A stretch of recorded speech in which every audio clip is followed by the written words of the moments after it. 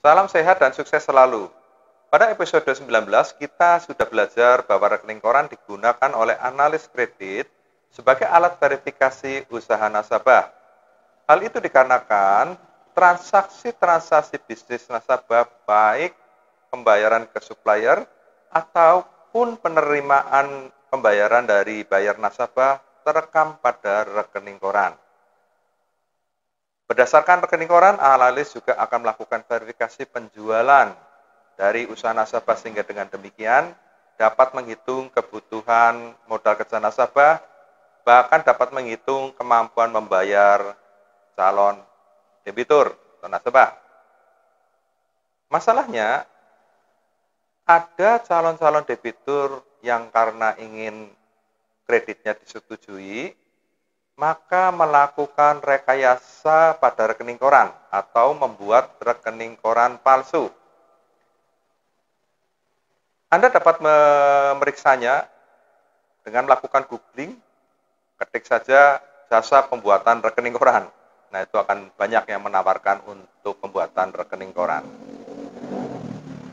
Analis kredit yang kurang teliti atau kurang hati-hati dapat saja merekomendasikan kredit di mana nasabah menggunakan rekening koran palsu. Akibatnya, analisa keuangan termasuk rasio keuangan akan menjadi salah. Dan akibat selanjutnya, kredit dapat menjadi bermasalah, bahkan macet. Karena itu, analis kredit harus dibekali dengan kemampuan untuk mengenali rekening koran hasil rekayasa. Pada episode 21 ini akan dibahas bagaimana cara mengenali rekening koran palsu atau hasil rekayasa. Jika Anda merasa bahwa channel ini bermanfaat, silakan like dan subscribe supaya saya lebih semangat membuat edu video berikutnya.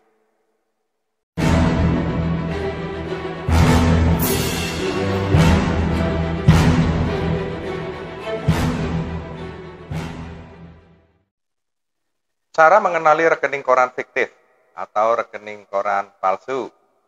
Pertama-tama, Anda harus memiliki rekening koran aslinya agar dapat dibandingkan. Ya, katakan Anda mencurigai rekening koran yang Anda pegang, ya, katakan dari Bank X, itu fiktif, Anda harus memiliki rekening koran asli dari Bank X. Dengan demikian Anda dapat membandingkan, katakan jenis fontnya, hurufnya, ya, tipenya, ukurannya, stylenya, dan lain-lain. Anda bandingkan di situ. Kalau ternyata berbeda, ya, Anda harus semakin curiga bahwa rekening koran yang Anda pegang itu fiktif. Tetapi sekarang ini, rekening koran yang dibuat oleh jasa pembuat rekening koran, ya, quote and quote, Anda dapat googling itu, jasa pembuatan rekening koran, itu sudah mirip dengan aslinya. Karena itu, coba kita ikuti langkah-langkah berikut, ya, supaya memastikan bahwa rekening koran yang Anda sedang analisis adalah rekening koran asli. Saldonya tidak nyambung, ini lucu karena rekening koran kan dihasilkan sistem, tapi saldonya nggak nyambung.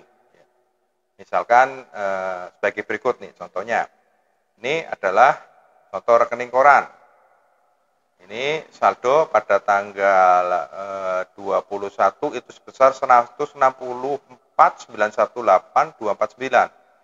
Ya, kemudian ada setoran pada ada debit, ya, mutasi debit dengan jumlah yang sama pada mutasi debit, lalu ada setoran sebesar pada tanggal 23 tersebut sebesar 1.499.070.000.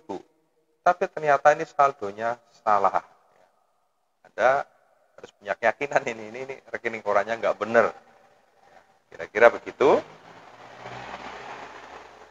Hari libur ada transaksi di luar, ya, e-banking, ya, internet banking atau weekend banking. Ini juga nggak benar, ya. Harus memastikan, ya, bahwa rekening koran yang Anda pegang ini hasil rekayasa. Lalu mutasinya angka bulat-bulat dan pengendapannya tinggi. para pembuat jasa ya, para pembuat rekening koran itu karena untuk mempermudah pembuatannya biasanya angka apa sih, angka manipulasinya, angka yang benar yang dibuat itu bulat-bulat gitu. Padahal yang contoh tadi itu kita barusan lihat contoh rekening koran kan nggak bulat-bulat gitu, biar gampang gitu bikinnya. Tapi kita harus mencurigai kalau angkanya bulat-bulat, Anda harus cek benar-benar ya, verifikasi lebih lanjut. Perhitungan bunga atau jasa giro salah. Ini juga sesuatu yang tidak betul, karena perhitungan jasa giro secara sistem harusnya betul.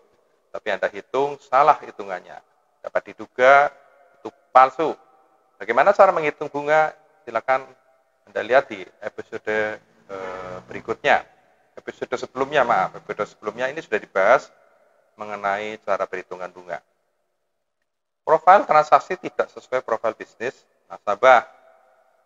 Kita juga sudah belajar di episode yang lalu bahwa profil bisnis nasabah atau model bisnis nasabah terekam di dalam rekening koran juga. Misalnya usaha eceran dengan pabrikan tentu profilnya berbeda ya di rekening koran. Kalau eceran kan banyak setoran-setoran tunai, tapi kalau pabrikan umumnya pembayarannya secara mundur. Cara memastikan bahwa rekening koran Anda pegang ini asli atau palsu, cross check dengan hasil trade checking. Penjualannya meningkat banyak nih, atau penjualannya tinggi, cek deh dengan trade checking secara random ke pelanggan nasabah. Kalau ternyata nasabah itu tidak mengakui ya transaksi itu, ya Anda bisa duga itu rekening koran palsu. Cek di ATM, M-Banking ya, internet banking, Anda pura-pura transfer deh, tapi ternyata rekeningnya nggak ada, ya berarti itu akun palsu. Tetapi saya jumpai juga akunnya sudah benar, tetapi rekening korannya tetap hasil rekayasa ya, karena kita kan cek ya, cek yang lain-lain gitu untuk memastikan gitu. Sudah dicek, oh ini ada rekeningnya, belum tentu tuh rekening benar ya. Anda harus cek lebih jauh lagi. Cek random transaksi tertentu ke teman yang bekerja di bank tersebut. Ya, ini cara yang simple, yang gampang, tetapi hati-hati karena ada undang-undang kerahasiaan bank. Cek kan ada kenalan, bener nggak nih? Ya, misalnya di bank X, ada teman di situ, account officer atau mungkin CS, ini bener nggak nih? Ada transaksi setoran atau ada pembayaran sebesar 2 miliar pada tanggal 23 April misalnya. Dan tempat di sana nggak ada tuh gitu. Tapi akunnya itu betul, tapi transaksi itu nggak ada ya. Anda bisa menduga itu rekening koran hasil rekayasa. Tetapi dalam prakteknya, apakah semua rekening koran bagus yang kita terima kita curigai sebagai rekening koran palsu? Tentu saja tidak. Lalu kapan kita akan menaruh perhatian ya adanya kemungkinan rekening koran yang kita pegang itu fiktif? Pertama-tama, ketika Anda melihat bahwa penjualannya melonjak tinggi, ini biasanya terjadi pada nasabah existing yang minta tambahan modal kerja misalnya karena ingin disetujui lalu membuat rekening koran rekayasa meskipun rekeningnya benar gitu.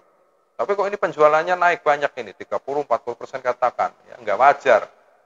Paling banter naik berapa sih gitu. Nah, saat itu apalagi usahanya, apalagi katakan industri sedang biasa-biasa saja ya industrinya, katakan dari yang lalu-lalu per tahun naiknya 10%, ini kok tiba-tiba naik 30% ya. Anda harus cek lebih lanjut lagi untuk memastikan.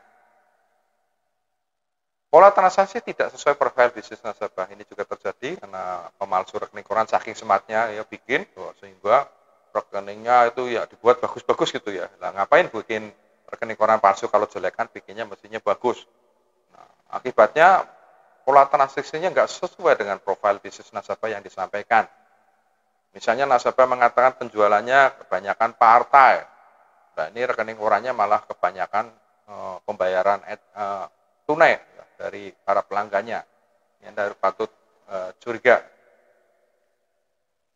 Anda menerima 3 rekening koran. Ya. Anda terima 3 rekening koran. Tetapi rekening yang koran yang pertama tidak aktif ya, rekening koran pinjaman, bahkan pemakaiannya full terus gitu, mentok gitu, tidak aktif.